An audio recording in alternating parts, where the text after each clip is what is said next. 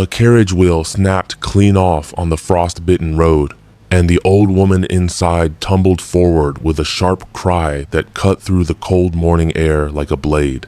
Nobody stopped. Carriages rolled past. Footmen looked away. Lords and ladies on their way to Dunverly Hall for the grand bride, choosing, kept their curtains drawn, their chins lifted, their hearts sealed shut. A woman bleeding on the road was not their concern. Not today. Not when a duke was waiting. But one girl stopped. She was not noble. She carried no family crest, no title, no invitation to the hall where the most powerful duke in all of Ravenscroft was about to choose his future duchess. She had come only to sell ribbons at the market. That was all. That was the whole of her morning plan. Yet she dropped everything.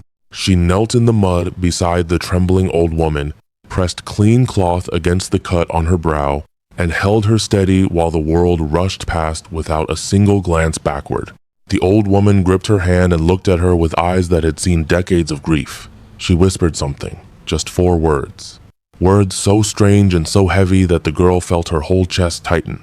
She did not understand them yet, but by the time she walked through the gates of Dunverly Hall, summoned by a duke she had never met, standing among the most beautiful and powerful women in the land, she would understand everything, and the truth waiting inside those walls would break her open and put her back together in a shape she never expected.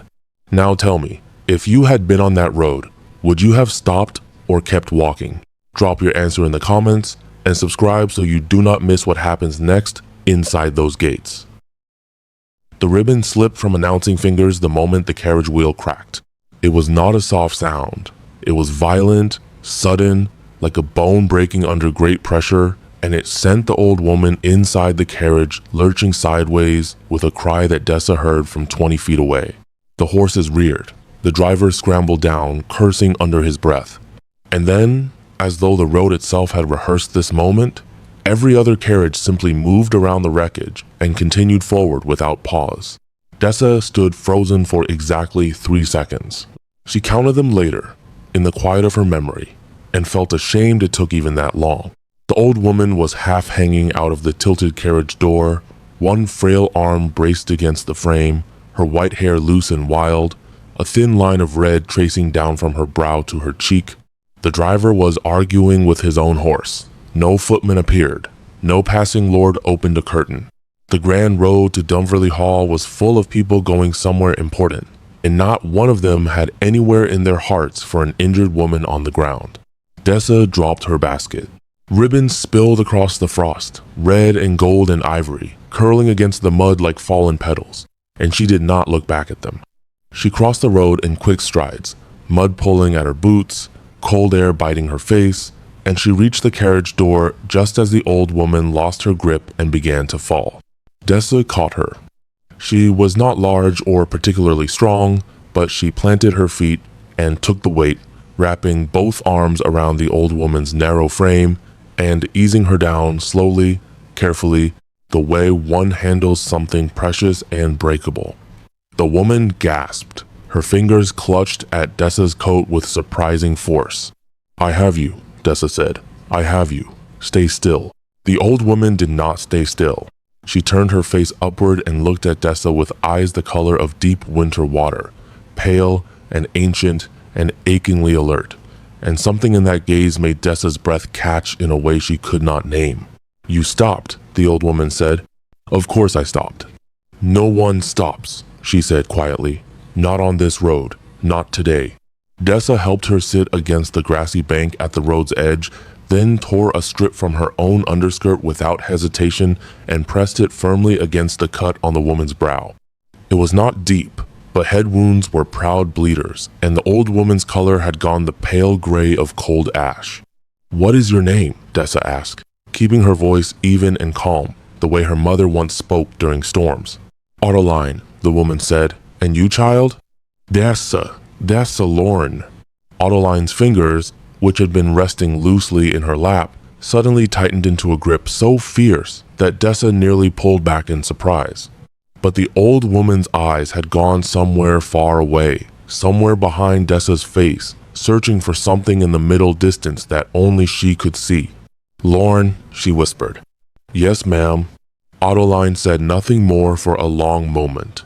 The driver had finally calmed the horses and was inspecting the broken wheel with the expression of a man who understood he was going nowhere fast. The road continued to swallow carriages whole, all of them heading to Dunverly Hall, all of them carrying daughters dressed in their finest, all of them chasing the same extraordinary prize. The Duke of Greyfeld was choosing a bride today. Dessa was not among the hopefuls. She had known from birth that she was not the sort of girl dukes chose. She was the sort of girl who sold ribbon at market, who mended her own boots, who lived in the narrow house at the end of Corwick Lane with a roof that complained loudly every time it rained. She had no dowry, no connections, no mother alive to pin up her hair and whisper social strategies into her ear. She had only herself, and on most days that felt like enough. Today it felt like very little. Not because of the Duke. She did not care about the Duke. She cared because her ribbon basket was now half ruined in the road mud, and that ribbon represented 3 days of careful work and a week's worth of income she could not afford to lose. But Autoline was still watching her with those pale winter eyes, and Dessa found she could not yet make herself stand and go. "Where were you going?" Dessa asked. "To the hall," Autoline said. Dessa blinked. "To Dunverly Hall? For the bride choosing?" "Not as a candidate," the old woman said with a dry, tired sound that was almost a laugh. "I was invited by my son. He does not know I have come. He does not know I am alive." The words landed in the cold air between them like stones dropped into still water. Dessa stared. "He thinks you are dead?" "He was told I was dead," Autoline said. 17 years ago. He was 12 years old, and someone put a letter in his hand that said his mother had died of fever on the road to the northern coast. She paused. "I was not dead. I was taken. But that is a longer story than this cold road deserves." Dessa opened her mouth, closed it, opened it again. "Then why go now?" she finally managed. "Why today, of all days?" Autoline looked at her with those eyes that had seen too much and forgiven more than any person should have to forgive. "Because today he is choosing a wife," she said simply, "and I will not let him build a life without knowing that his mother is still in this world, still breathing, still loving him from every distance they have placed between us. Whatever happens after he sees my face is his to decide. But he will see my face. That much I owe him." Dessa felt something move in her chest. Something warm and aching and entirely inconvenient. She looked at the broken wheel. She looked at the driver who was shaking his head in the universal language of hopeless mechanical defeat. She looked down the long road at the line of carriages still flowing toward the grand iron gates of Dunverly Hall, growing smaller with distance, gleaming in the pale winter light. Then she looked back at Autoline. "My car is at the market turning," she said. "It is small, and it smells like wood polish and old sacking, and it will not impress anyone, but the horse is steady and the wheel is sound." She stood and offered her hand. "Come, I will take you." Autoline took her hand. And just like that, without any understanding of what she was walking into, Dessa Lorne turned away from her ruined ribbons and drove a stranger toward the most powerful house in all of Ravenscroft. Pardieu, Dunverly Hall rose from the landscape the way mountains rise, without apology, without softness, with the absolute certainty of something that had existed long before anyone living and intended to exist long after. Its iron gates stood open for the first time in 4 years. Footmen in starched livery lined the drive in 2 precise rows. Carriages were being received with great ceremony, ladies descending like flowers shaken from a bouquet, each one announced by name to a waiting secretary who recorded them in a leather-bound ledger with the gravity of a man recording history. Dessa drove her small cart to the far left of the receiving line, where it attracted precisely the kind of attention she had been hoping to avoid, which was the wrong kind, immediate and sharp and full of poorly concealed amusement. A footman approached with the expression of a man who had been trained to show no expression and was currently failing. "This entrance is for invited guests only," he said. "I am accompanying an invited guest," Dessa replied, and she helped Autoline down from the cart with steady hands before the footman could think of a counter-argument. Autoline descended with a dignity so complete that it silenced the footman entirely. Despite the torn cloth pressed to her brow, despite the mud on her traveling coat, despite the wholly unsuitable cart she had arrived in, she moved with the unhurried grace of a woman who had once known exactly what it meant to belong in a place like this, and had not entirely forgotten. She gave the footman her name. His face did something complicated. He disappeared inside with remarkable speed. Dessa stood with the cart, unsure whether to stay or go, and was still deciding when a second figure appeared at the top of the stone steps.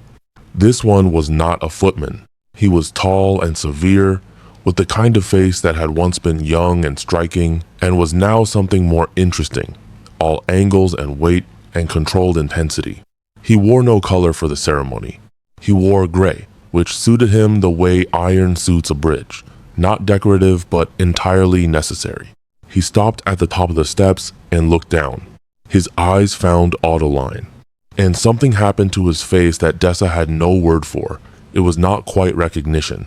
It was something beneath recognition, something that lived in the body before the mind catches up.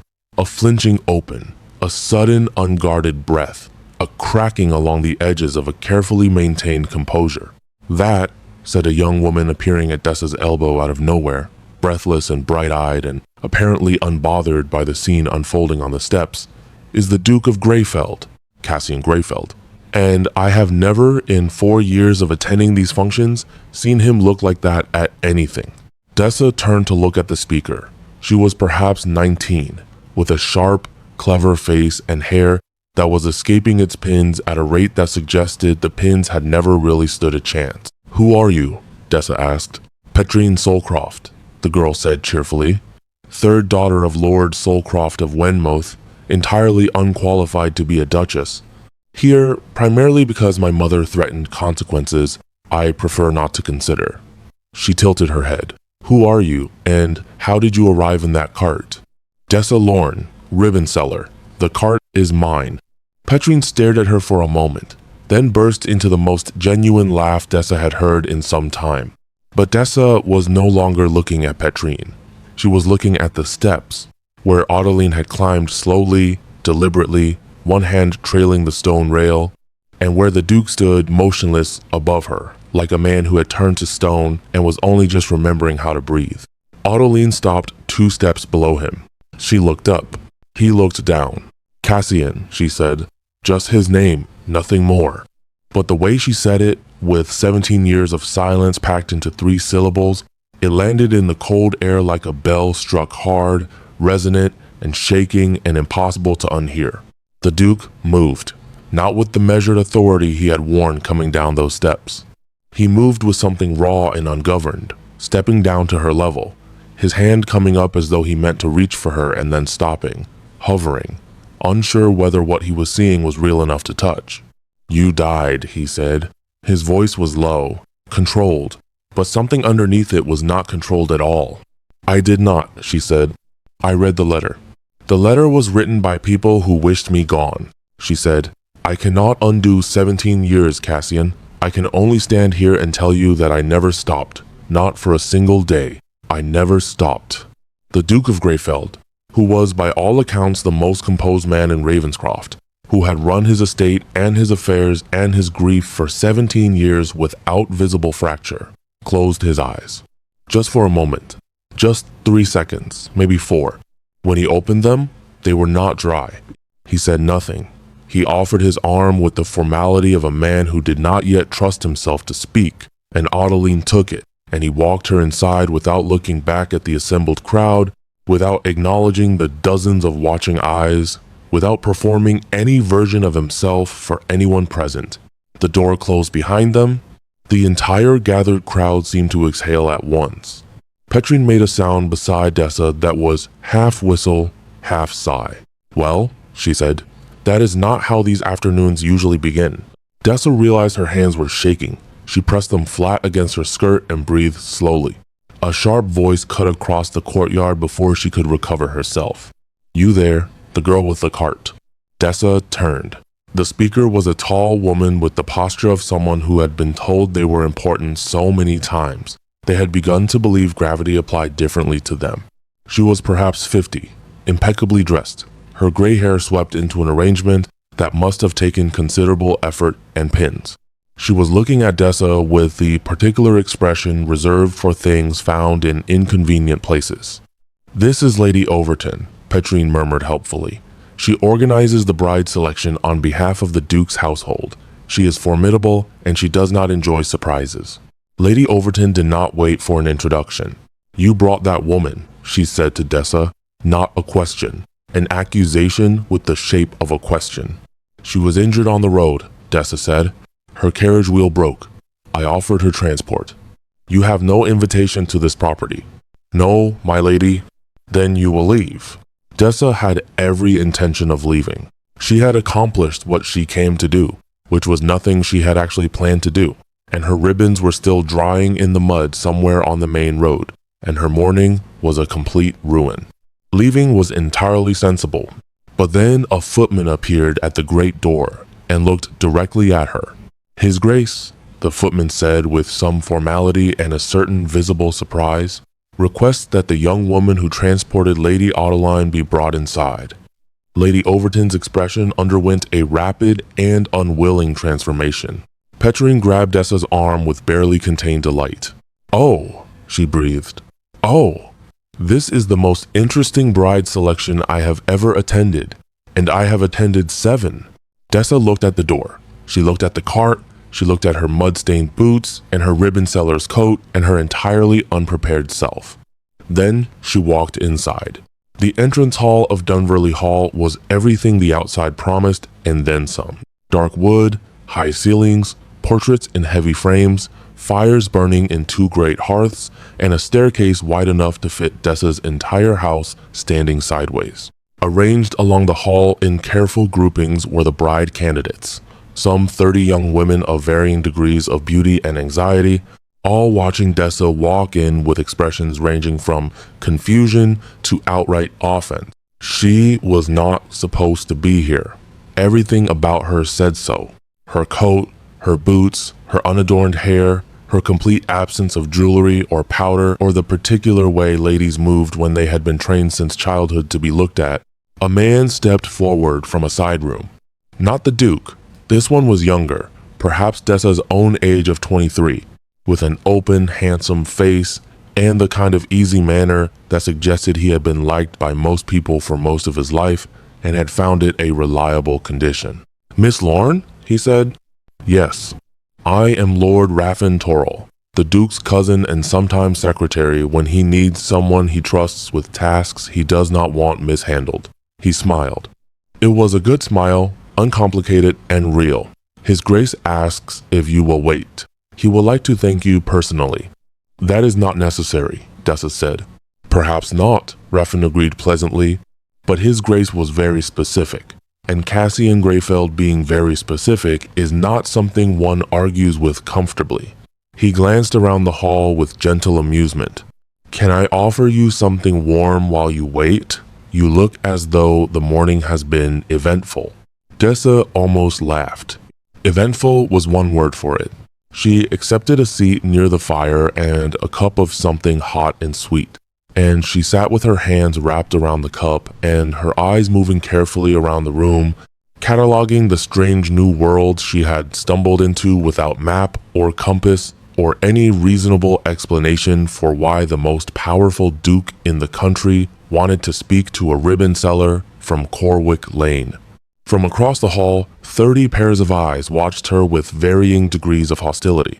From a tall window near the stairs, a young woman with dark red hair and a calculating expression watched her with something sharper than hostility, interest.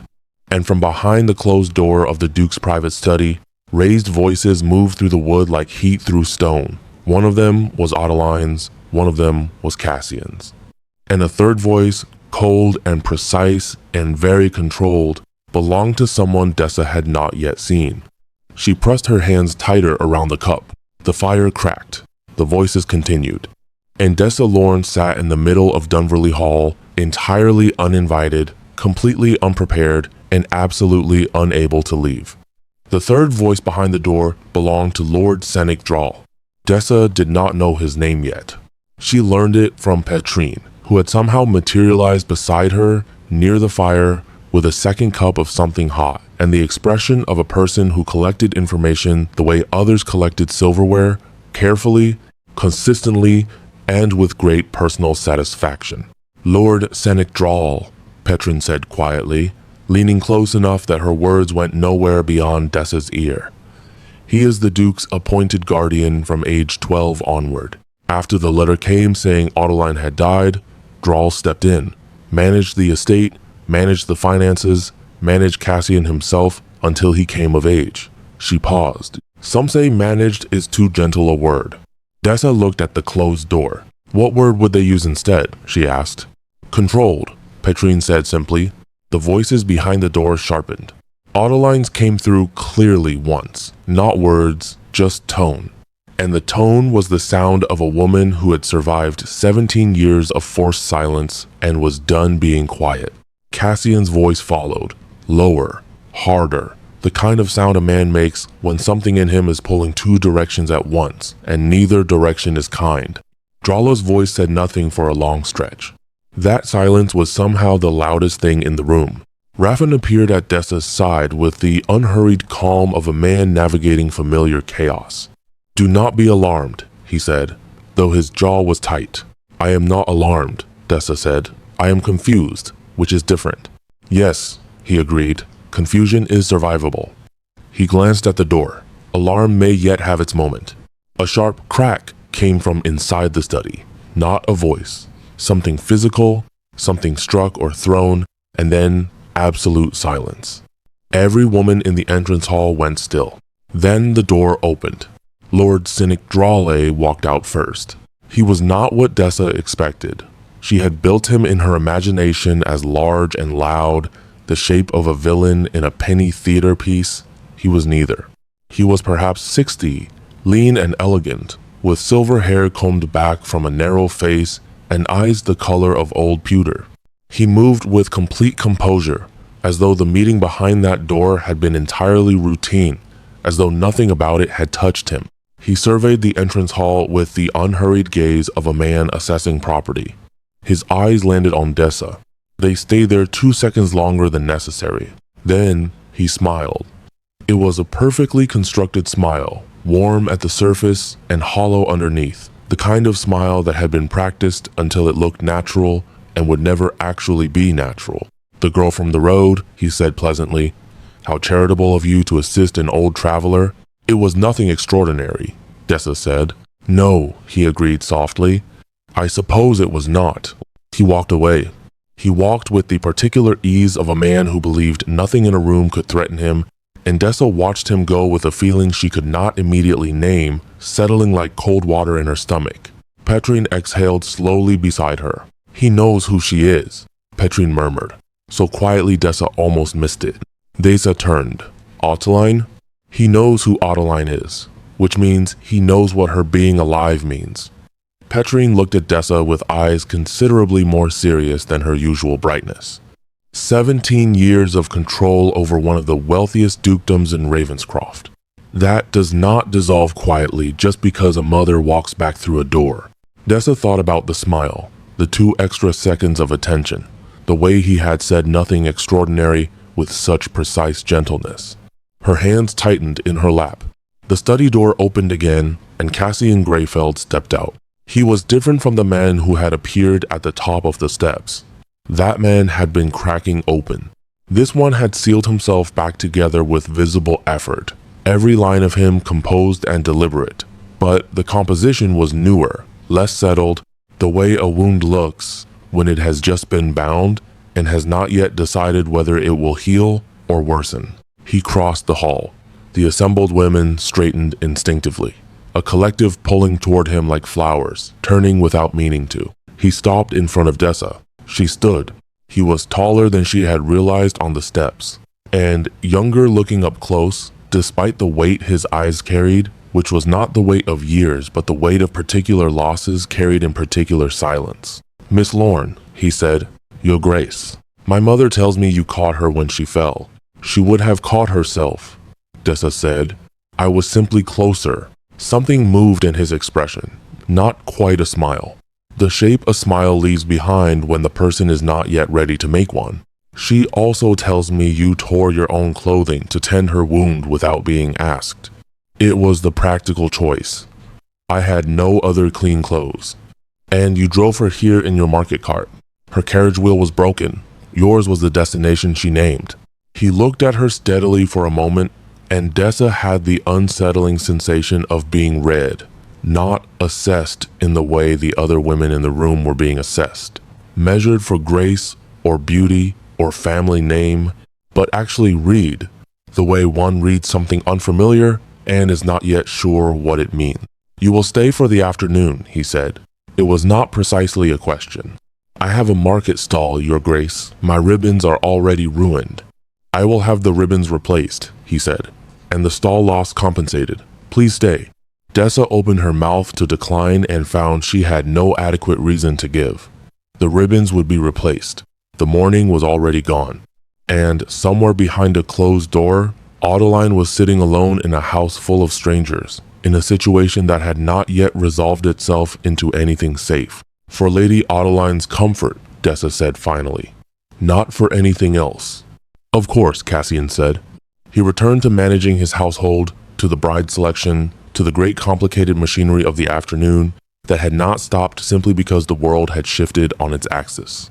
Raffin appeared with a quiet word, and Cassian moved into the formal receiving room where the selection proceedings were meant to begin. Dessa sat back down. Across the hall, the woman with dark red hair was still watching her. She crossed the room with the deliberate grace of someone who had decided on a destination and intended to arrive.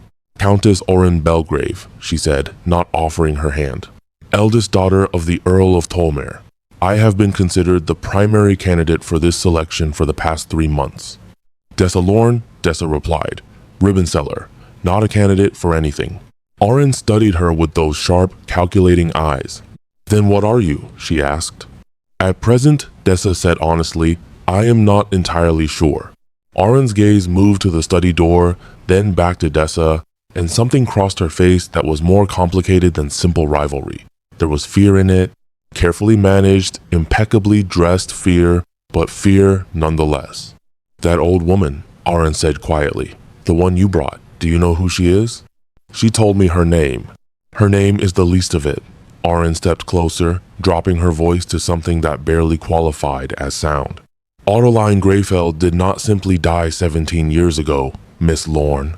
She disappeared 3 days before she was supposed to testify before the estate council that Lord Drawl had been falsifying the Greyfeld inheritance accounts. She vanished. A letter arrived. And Drawla became the most powerful unelected man in the county. She paused. Now she is back. And Drawla was in that room. Dessa felt the cold water in her stomach turn to ice. Is she safe? Dessa asked. Orin looked at her with something that was almost respect. That, she said, is exactly the right question. She walked away before Dessa could ask anything more, back to her position among the candidates, her face rearranging itself into the careful pleasantness of a woman playing a long and dangerous game with full awareness of the rules. Dessa stood. She moved toward the study door. A footman stepped into her path. Miss Lorne, the selection proceedings are beginning in the East Room. His Grace has arranged for you to observe from the... Where is Lady Adeline? Dessa asked. A pause. She is resting in the green sitting room, second passage to the left. Dessa went left. The green sitting room was small and warm, with a fire that had been freshly built and curtains drawn against the cold. Adeline sat in a chair near the hearth, a fresh cloth against her brow, a cup of tea cooling at her elbow. She looked exhausted in the way of someone who has carried something heavy for 17 years and has only just set it down and does not yet know how to stand without the weight. She looked up when Dessa entered. You are still here, she said. I said I would stay. Adeline smiled. It was a real smile, worn at the edges, ancient with surviving. Sit with me, she said. Dessa sought. For a moment, neither of them spoke. The fire settled. Outside the door, the house moved with the sounds of the selection. Heels on marble, voices in hallways, the distant authoritative tones of Lady Overton directing the choreography of ambition. "He is angry," Adeline said at last. "He thought you were dead." "Yes, but the anger is not at me. It is at everything he cannot undo. 17 years of grief he did not need to carry. 17 years of decisions made under Drawl's hand that he believed were his own." She looked at the fire. "He is a good man, my son. He became good in spite of everything, which is the harder kind of good to become." Dessa thought about the man who had stood before her in the hall. The weight in his eyes. The way he had asked her to stay was not like a duke issuing a preference, but like a person asking for something they needed and were uncertain they had the right to need. "What happens now?" Dessa asked. Adeline turned to look at her, and those pale winter eyes held something new in them, something sharp and purposeful and very deliberate. "Now," Adeline said, "we must be very careful. Drawl has not survived 17 years by being slow.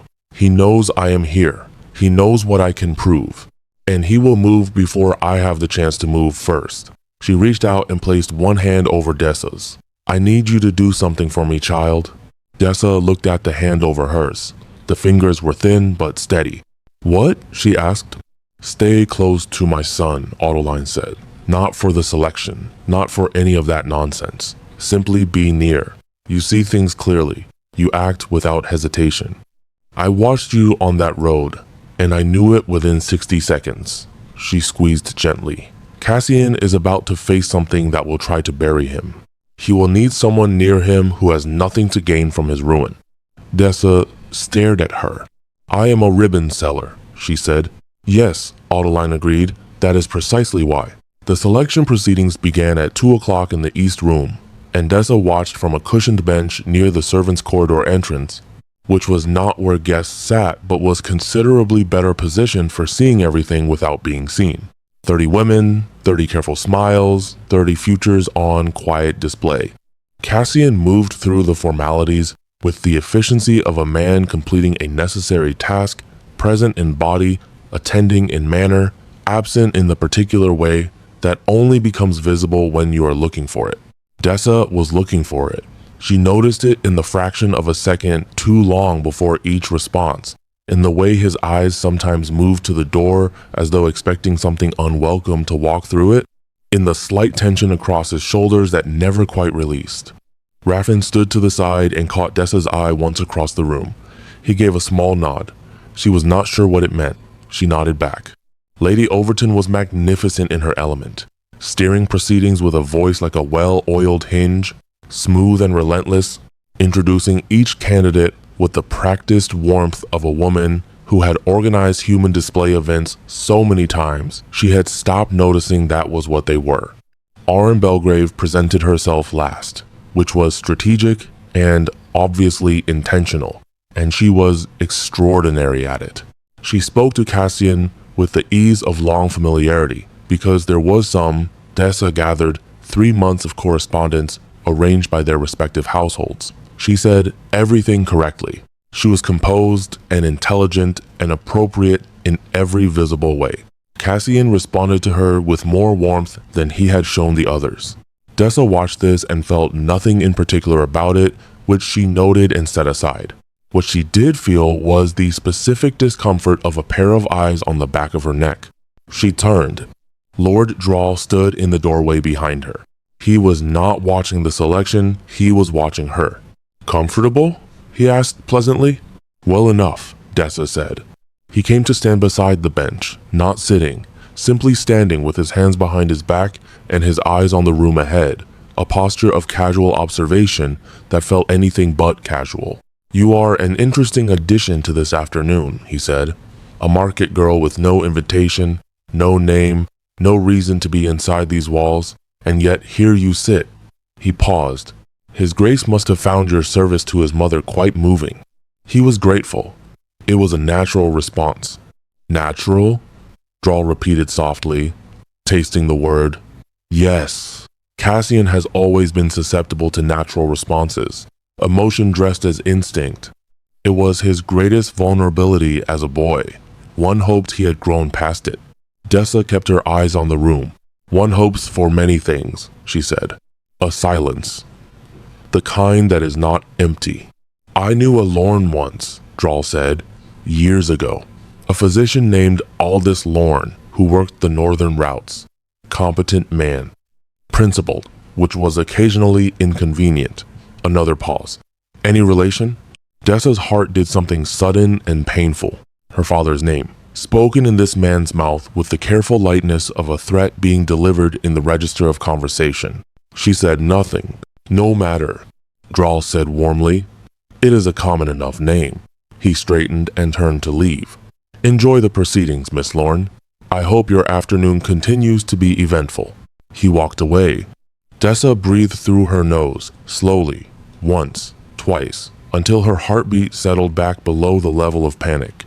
Her father had died when she was 14. A road accident on the northern route, they had told her, a wheel, a ditch, a night too dark for anyone to find him in time. A wheel. She stared at the floor and thought about Autoline's carriage, about the wheel that had cracked so violently it sent the whole vehicle sideways, about the specific sound it had made, not the soft degradation of age and wear, but something sharp, something that ended all at once, something that had been cut. Her mind moved through this slowly, the way one walks ground suspected of being unsound.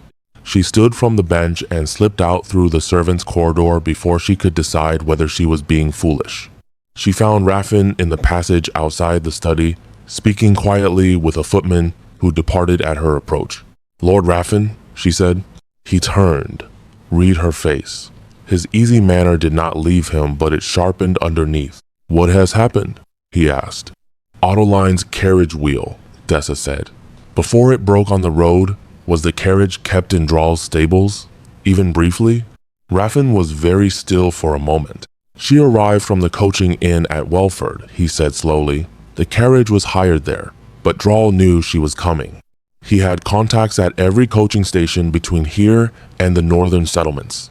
He has maintained them for years. He looked at her. Why? The wheel did not fail, Dessa said. It broke.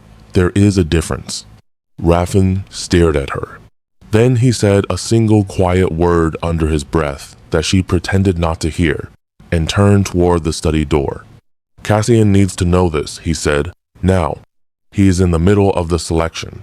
The selection can wait 5 minutes. His mother's safety cannot. Raffin pushed the study door and looked back at her. Come. Dessa followed. The study was a large room, book-lined and map-covered, with the specific atmosphere of a space where serious decisions had been made for a very long time. There was a second door at the far end, and through it, Raffin went into the passage connecting to the east room, and Dessa heard him speak quietly to someone, and then footsteps, and then Cassian was in the study doorway. He looked at Dessa. What is it? He said. She told him, plainly and quickly, without decoration, the sound of the wheel, the nature of the break, what Drawl had said about her father. The name, Aldous Lorne, spoken with such deliberate casualness. Cassian listened without interrupting. His face was very still. When she finished, he said nothing for a moment. Then he turned to Raffin. Send for Howell, he said. The carriage is still at the gate. I want the wheel examined before anyone touches it. Raffin was already moving. And find out where Drawl is right now. Every minute. Already done, Raffin said, and was gone. Cassian looked back at Dessa. She expected him to thank her and send her back to the bench. He did not. Your father, he said quietly. Aldous Lorne, the physician. She looked up at him sharply. You knew him? She asked. Something crossed his face. Careful, waited. He treated my mother, Cassian said. Twice that I know of, on the northern routes, before she disappeared. She spoke of him afterward. She said he was the only man on that road who looked at her like a person rather than a problem to be managed. The room was very quiet. Dessa felt the morning rearranging itself around her, every piece of it shifting slightly, settling into a shape she had not been able to see when she was inside it. She recognized my name, Dessa said softly, on the road, when I told her. She went somewhere far away for a moment. Yes, Cassian said, she would have. Dessa looked at him, and he looked at her. And between them was the strange and specific weight of two people discovering that their lives had been tangled together long before they ever met, pulled by threads neither of them had chosen and neither of them had known were there. I need to go back to her, Dessa said. Yes, he said again. She moved toward the door. She stopped. Your Grace, she said without turning. Drawl is going to do something. Not tomorrow, today. He has been in control of this house for 17 years, and he is standing in it right now watching everything he built begin to unravel. People like that do not wait. A pause behind her. No, Cassian said. They do not. Then whatever you are planning, she said, plan it faster than he does. She walked back to the green sitting room. Autoline was not alone. A woman Dessa had not seen before was sitting across from her, perhaps 40, plainly dressed for a place like this, with a face that had been handsome once and was now something more serious. She had a leather satchel at her feet and the particular stillness of a person accustomed to delivering difficult information. She looked up when Dessa entered. Autoline spoke before either of them could. This is Marin Salt, she said. She is the reason I am still alive. She looked at Dessa with those pale eyes, and in them was something new, not exhaustion, not grief, something fiercer. She has been gathering evidence against Senek Drawl for 11 years, and today she is finally in the right house to use it. Marin Salt reached into the satchel and placed a folded document on the table between them. It was thick, it was old, and it had Lord Drawley's personal seal pressed into the wax at the bottom, cracked now with age and handling, but unmistakable. Dessa sat down. Outside the door, the house hummed with selection proceedings and social performance and the oblivious business of a normal afternoon. And in the green sitting room, with a fire burning low and a document on the table that could end a man and restore a family, 3 women began to plan.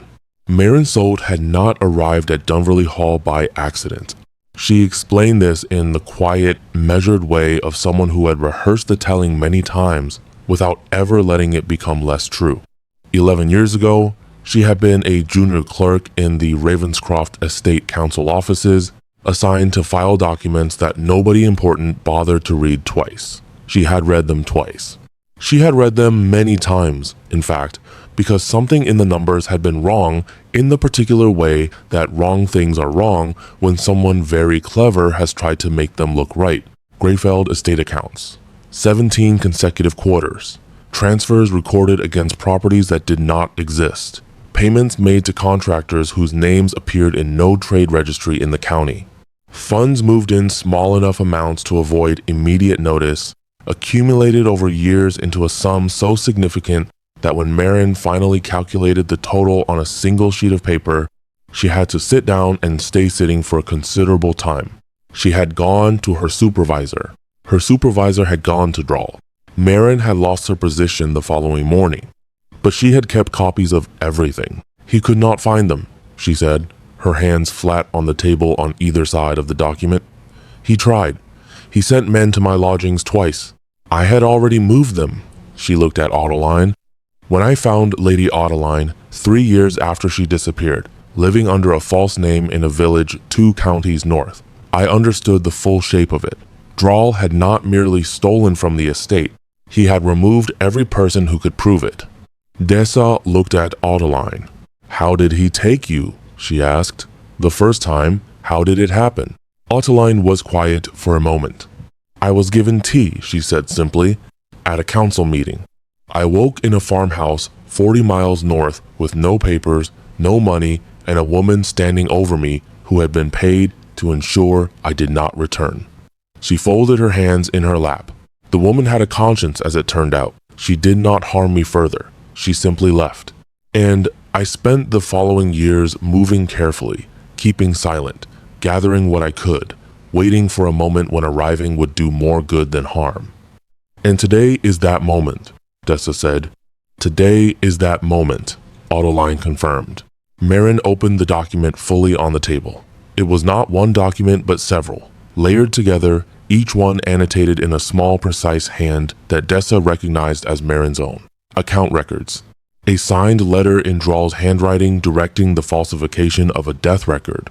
A second letter, this one from a hired man whose name appeared 3 times in the accounts under different spellings, confirming receipt of payment for an unspecified task on the northern road, dated 4 days before Dessa's father had died. Dessa's eyes stopped moving. She looked at that date. She looked at it for a long time. "He killed my father," she said. It was not a question. Her voice was entirely level. The levelness was the frightening part. Marin and Ottoline exchanged a glance. "The evidence suggests your father had become aware of certain account irregularities," Marin said carefully. "He treated several estate workers who spoke freely around a physician. He had written a letter to the council. The letter never arrived." Dessa sat with this. Outside the door, the house was still performing its afternoon, heels on marble. A burst of polite laughter from the east room. The distant voice of Lady Overton announcing something in the tone she used for announcements. Inside the green sitting room, Dessa Lorne sat with the knowledge that the man currently walking through these halls had taken everything from her family with the same careful precision he had used to take everything from this one, and had covered it so cleanly that she had spent 9 years believing it was simply an accident on a dark road. She stood. "Where is the council representative?" she asked. "The estate council. They must have someone here today. Selections of this significance require a legal witness." Marin looked at her with new attention. "Master Colvith," she said. "He arrived this morning. He is in the West Library." "Is he Drawl's man?" A pausa.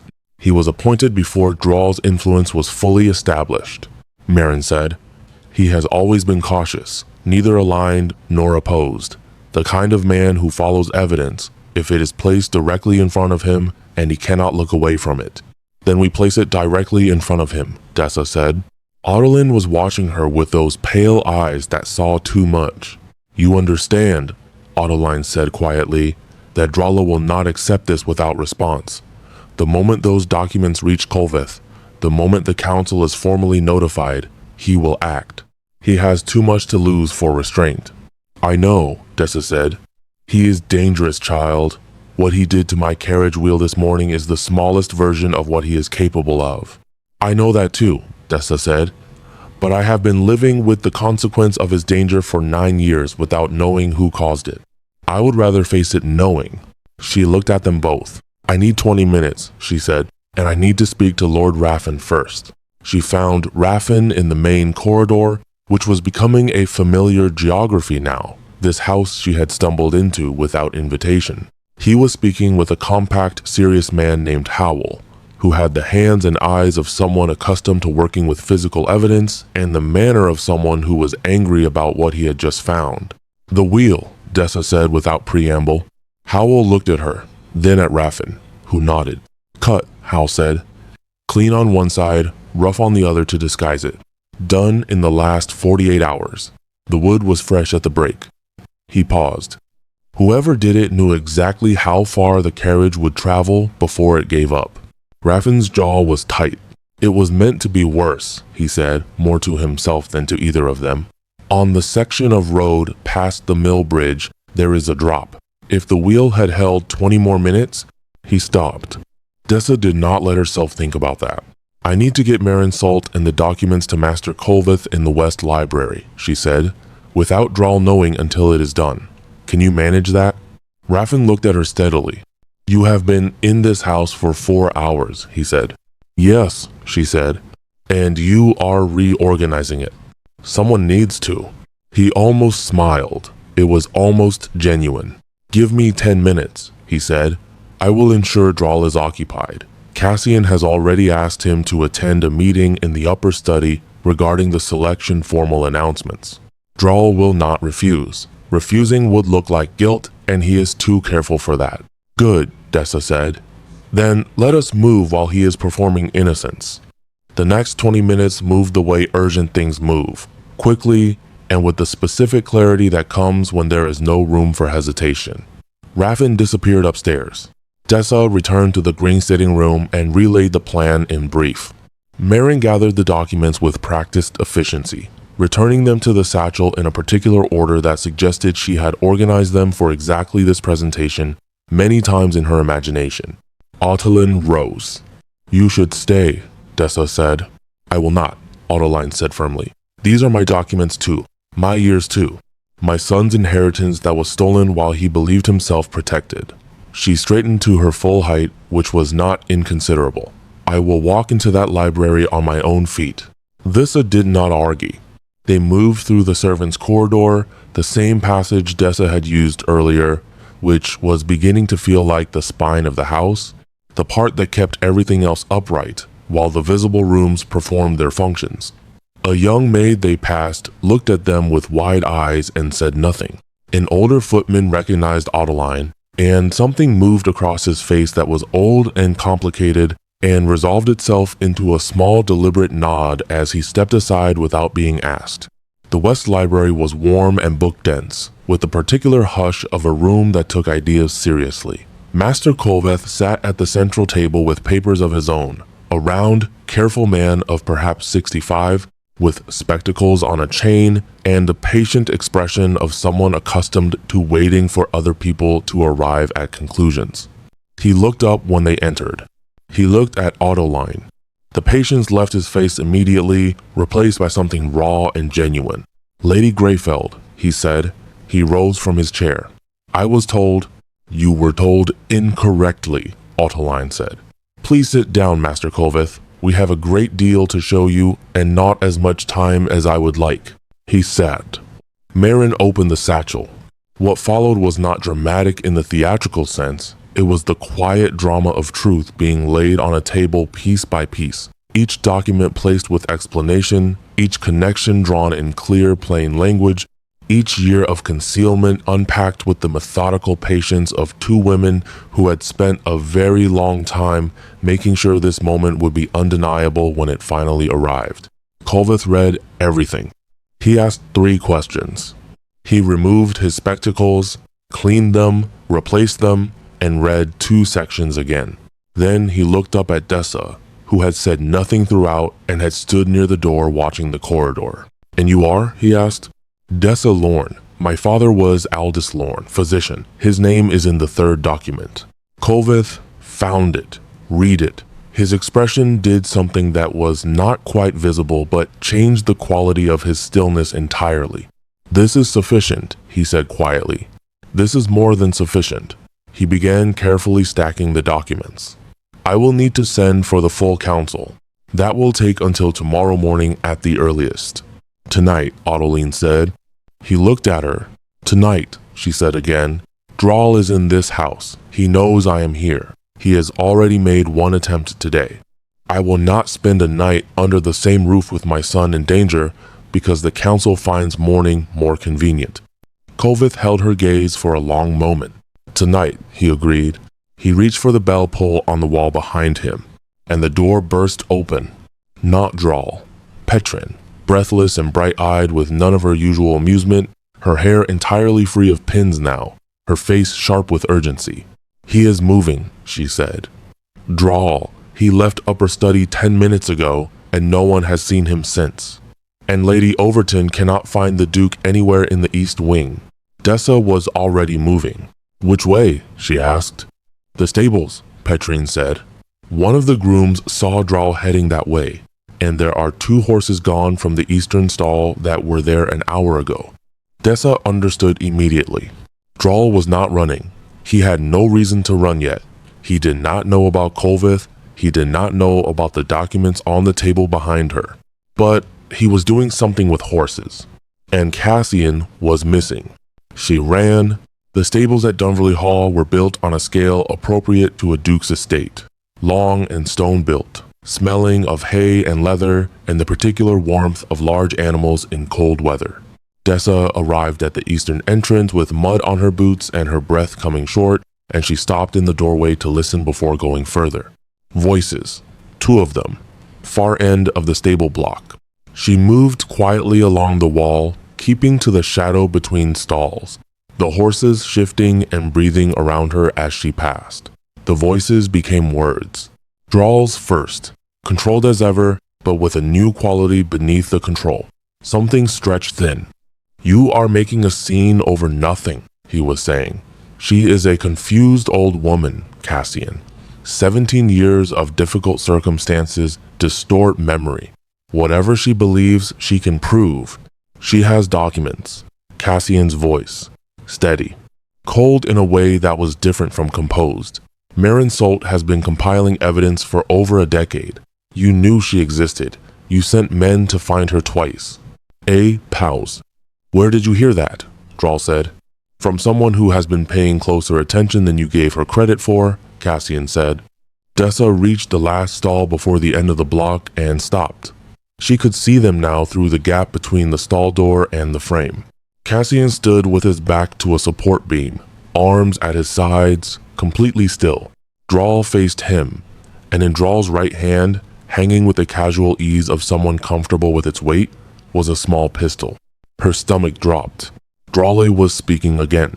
"I raised you," he said, and for the first time his voice carried something that was not performance, something that might have been, in a less ruined man, genuine.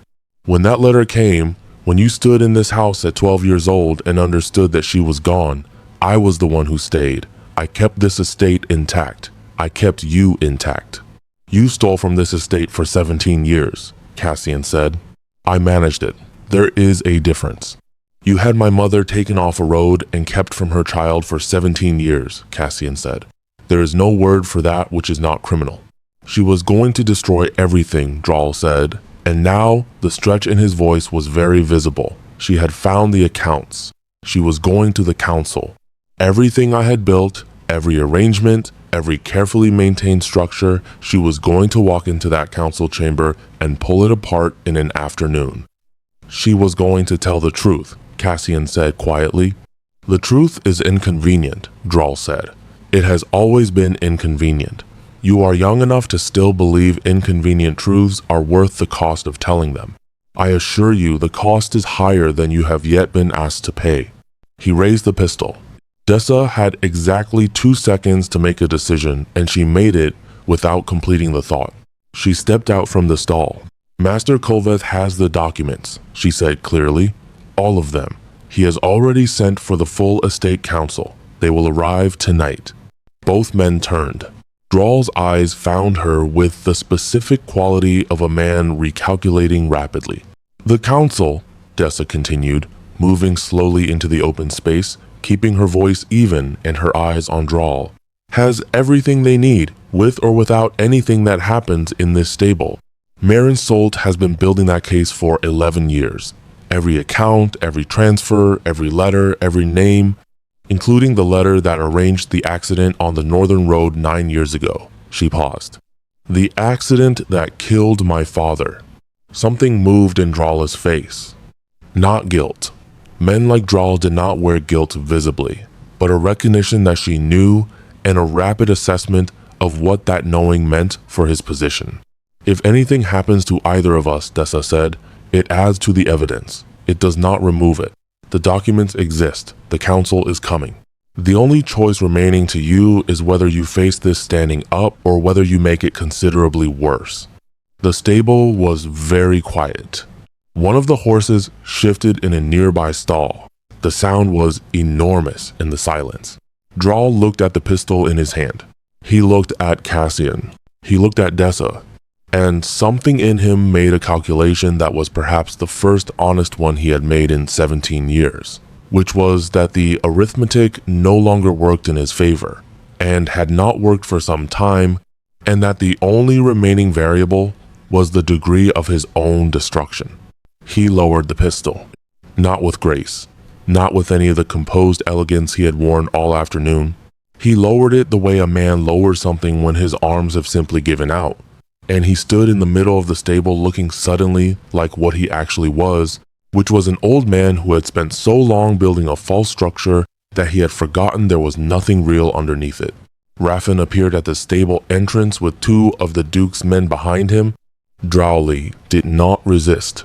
He walked out between them with his chin lifted and his face composed, performing dignity to the last and Dessa watched him go and felt not triumph but the particular exhaustion of a long truth finally arriving at its destination. Cassian had not moved. She turned to look at him. He was looking at her with an expression she could not organize into a single name. It was too many things at once. Gratitude was in it. Something more complicated was in it also. The look of a man who's been handed back something he did not know he was still reaching for. "You stepped out," he said. "Yes." He had a pistol. "I noticed. You stepped out anyway." The calculation was straightforward, she said. He needed to know the documents were already out of reach. That was more useful than staying hidden. Cassian looked at her for a long moment. "Miss Lorne," he said quietly, "you have been inside this house for 5 hours and you have entirely reorganized it." Lord Raffin said something similar. Lord Raffin is perceptive. He moved toward the stable door, then stopped. "My mother. Is she?" "She is in the West Library with Marinsold and Master Colveth," Dessa said. "She is well. She is remarkable." Something crossed his face that was not the shape a smile leaves behind this time. It was an actual smile, brief and unguarded and entirely genuine. And it changed his face into something younger and less offended and considerably more human. "Yes," he said. "She always was." They walked back to the house together through the cold afternoon air, not speaking, the frost hard under their feet and the sky beginning to pull toward the gray of early evening. The lights of Dunverly Hall burned gold in the windows. From the east room came the sounds of the selection proceedings, which had apparently continued in their absence under Lady Overton's indomitable management. The world of social performance carrying on with magnificent indifference to the genuine drama occurring in its margins. Dessa stopped at the foot of the stone steps. "I should go," she said. "My cart is still at the gate. The market will be closing." Cassian stopped beside her. "The market is already closed," he said. "It has been closed for 2 hours." She looked up at the sky. He was right. The afternoon had consumed itself while she was not watching. "Then I should go home," she said. "Miss Lorne." He turned to face her, and his expression was careful in the way of someone choosing words that matter. "What Drala did to your father, I did not know. I want you to understand that. I did not know the accounts involved anything beyond financial theft until today." "I know you did not," she said. "It does not undo it." "No," she agreed. "It does not. But knowing the truth of it is something. 9 years of believing it was simply an accident on a dark road is a particular kind of grief. Knowing it was not an accident does not make it better, but it makes it real in a different way. And real things can be grieved properly." He was quiet for a moment. "He was a good man," Cassian said. "Your father. My mother spoke of him with great warmth." Dessa looked at the frost on the ground and breathed carefully. "He was," she said. Petrin appeared at the top of the steps with her completely unpinned hair and an expression of someone who had experienced the most satisfying afternoon of her life and intended to discuss it at length. "Miss Lorne," she called down, "Lady Ottoline is asking for you. Also, Lady Overton has declared that the selection proceedings are formally suspended pending household clarification, which I believe is the most tactful description of today's events that has ever been produced in the English language." Dessa almost laughed. She went back inside. The rest of that evening moved with a different quality of aftermath, slower, more deliberate, lit differently than crisis. Master Colveth sent his messenger to the council before the dinner hour. Marinsold remained at the library table, organizing the documents into formal order for official presentation, working with the focused satisfaction of a woman who has waited 11 years for a Tuesday and has finally arrived at it. Raffin managed the household with quiet efficiency, ensuring the remaining guests were comfortable and the more dramatic elements of the afternoon were communicated with appropriate selectivity. The bride selection candidates were informed that proceedings would resume in a formal capacity at a later date to be determined. Most received this with the polite disappointment of women who had expected as much the moment an old woman in a battered traveling coat had arrived in a market cart and altered the entire gravity of the afternoon. Aaron Belgrave said nothing when informed. She nodded once, with the measured composure of someone recalibrating a long game without losing her place in it. As she passed Dessa in the corridor, she slowed just slightly. "You did well today," she said, quietly enough that no one else heard. "I simply did what was in front of me," Dessa replied. Aaron looked at her with those calculating eyes. "Yes," she said, "that is precisely what I mean." She walked on. Dessa found Adeline in the green sitting room again, which seemed to have become her natural territory in this house, small and warm and away from ceremony. The fire had been rebuilt and the tea replaced. Adeline sat with a straightness that spoke of a woman who had held herself carefully for many years and was only now beginning to understand she might not need to anymore. She looked up when Dessa came in. "Sit," she said, "please." Dessa saw it. For a long moment they were simply two people near a fire, which after the day they had both had was a remarkable and necessary thing to be. "You should know," Adeline said at last, "that when I gripped your hand on that road this morning, I already knew who you were." Dessa looked at her. "Your name," Adeline said. "Dessa Lorne. Your father called you that in a letter he wrote to me once, a letter he never sent, but that I found among his effects through a contact in the north, years later. He had been trying to locate me. He knew I had not died. He was gathering the same kind of evidence Marin was gathering, and he wrote to me because he believed I deserved to know what he had found." She paused. The letter was addressed to a woman he had met briefly on a road in winter, who had looked at him like a person rather than a problem. He described his daughter. He said her name was Dessa, and that she had her mother's eyes and her own entirely particular way of standing still in difficult moments, as though the difficulty did not apply to her. Dessa could not speak. "I recognized his description the moment you caught me," Adeline said softly. "I did not know what to do with it at that moment on the road. I simply held on." The fire cracked and settled. Outside the green sitting room, Dunverly Hall continued its recalibration. Voices in corridors, doors opening and closing, the specific domestic sounds of a household reorganizing itself around a new truth. Dessa breathed slowly. "He was trying to find you," she said. "He found me," Adeline said, "indirectly, eventually." She looked at the fire. "And you found me directly, on a road, in the cold, without knowing any of it." Dessa thought about ribbons in the mud, about 3 seconds of counting before she moved, about the particular sound of a wheel braking and the instinct that had pulled her across a road without consulting her reason first. She thought about her father, who had looked at an old woman on a northern road like a person rather than a problem, who had written a letter he never sent, who had spent his